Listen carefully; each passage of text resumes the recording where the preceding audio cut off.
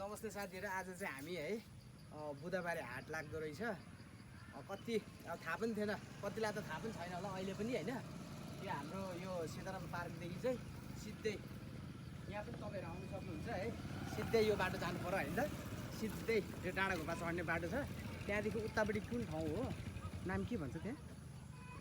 त्यो ठाउँलाई त्यहाँनिर हो। त्यहाँ हामी अहिले जाँदैछौँ, त्यहाँको पनि देखाउँछौँ तपाईहरुलाई हैन। यति त दिनु पर्यो नि, परेन त हैन।